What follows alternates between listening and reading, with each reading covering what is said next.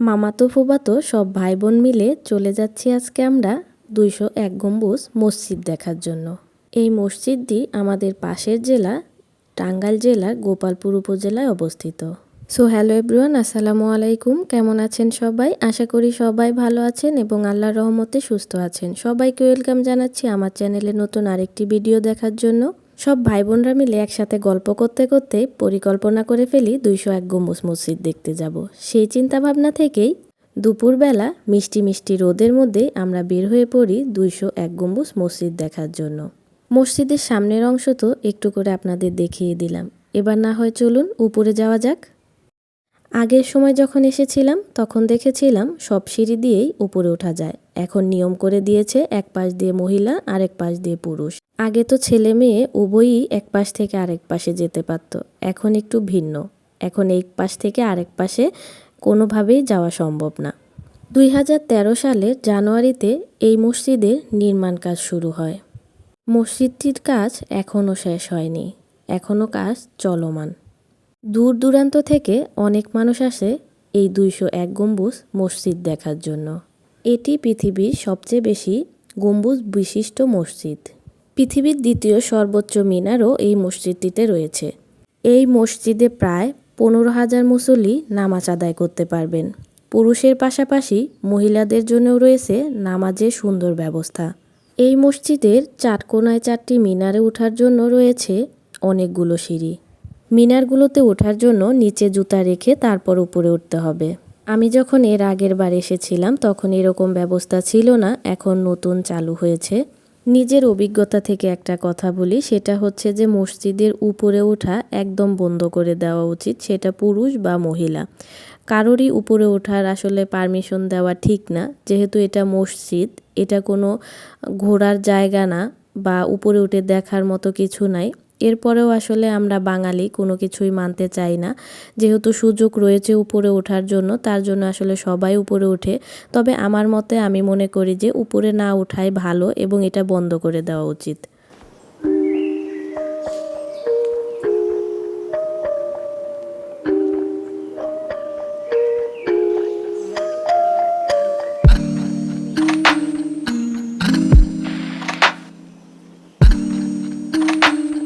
মসজিদটি ঘুরে ঘুরে দেখা শেষ করে আমরা সবাই মিলে চলে আসি আচার খাওয়ার জন্য। যেহেতু আমরা মেয়ে মানুষ, আচার দেখলে তো লোভ সামলাতেই পারি না, তাই সবাই মিলে চলে আসি আচার খাওয়ার জন্য। এইখানে অনেক রকমের আচার ছিল, সেইখান থেকে আমরা 2 রকমের আচার নিই। এরপর চলে আসি কিছু টুকিটাকি কেনাকাটা করার জন্য। এই মসজিদের সামনে রয়েছে অনেক রকমের জিনিস, বিশেষ করে 99-এর অনেক ধরনের দোকান। বাচ্চাদের খেলনা থেকে শুরু করে সংসারের জন্য যে টুকিটাকি জিনিসগুলো লাগে সেই সব কিছুই রয়েছে এই মসজিদের সামনে দোকানগুলোতে। কিছু সময়ের জন্য মনে হয়েছিল আমি কক্সবাজার সমুদ্র সৈকতের পাশে হয়তো বা ঘুরতে এসেছি, কারণ কক্সবাজার বা কুয়াকাটা এই সব জায়গাতে গেলে এরকম ছোট ছোট স্টল দেখা যায়, এত সুন্দর সুন্দর জিনিস পাওয়া যায়। সেই সব জিনিসই আসলে আমাদের খুব হাতের কাছেই ছিল, যে জিনিসগুলো আমি একটু করে দেখে নিচ্ছিলাম।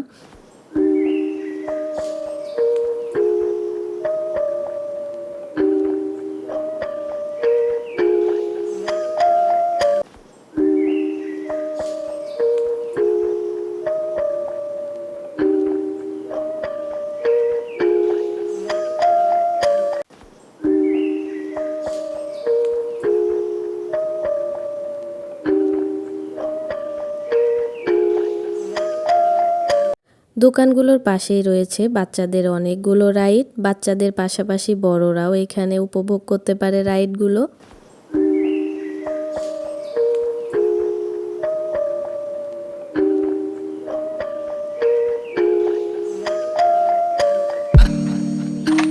এরপর এই দোকানগুলো থেকে আমি একটা কাঠের ছিঁচুনি নেওয়ার জন্য পরিকল্পনা করতেছিলাম আম্মার জন্য আসলে, কিন্তু কোনোভাবে মিলতেছিল না। কোনোটাতে ফাটা বা কোনোটাতে ফুটা ছিল, কোনোভাবে মিলাতে পারছিলাম না।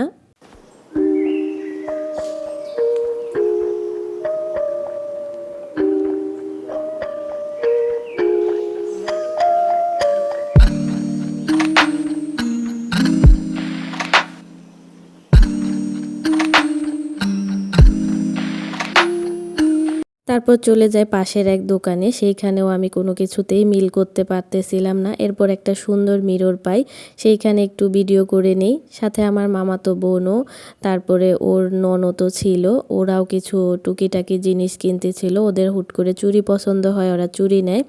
এরপর আমি আমার ভাস্তির জন্য কিছু খেলনা দেখতেছিলাম। তারপর সবাই মিলে ভাবলাম যে আরেকটু ঘোরাঘুরি করি, আরও কিছু জিনিস দেখি, তারপর বাড়ি চলে যাব।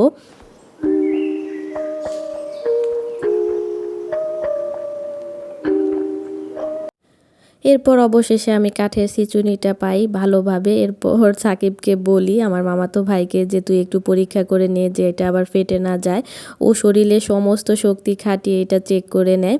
এরপর আমার মামাতো বোনের জন্য, ছোট যে মামাতো বোন, ওর জন্য একটা কাঠের ঘর কেনার জন্য আমরা দেখতেছিলাম, কিন্তু কোনোভাবে ভালো একটা ঘর খুঁজে পাচ্ছিলাম না। তারপরে অনেকটা খোঁজাখুঁজি করি ওর ঘর কেনার জন্য।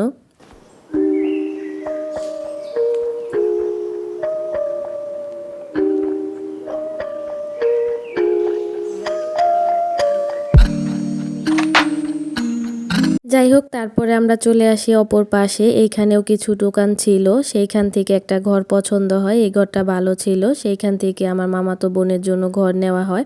আর এইখানে একটু হাসি ঠাট্টা হচ্ছিল। এটা হচ্ছে আমার মামাতো বোনের জামাই। তো আমি ওকে বলতেছিলাম যে দুলাভাই থাকলে আসলে কত সুবিধা, কোনো কিছু নিজের কিনতে হয় না।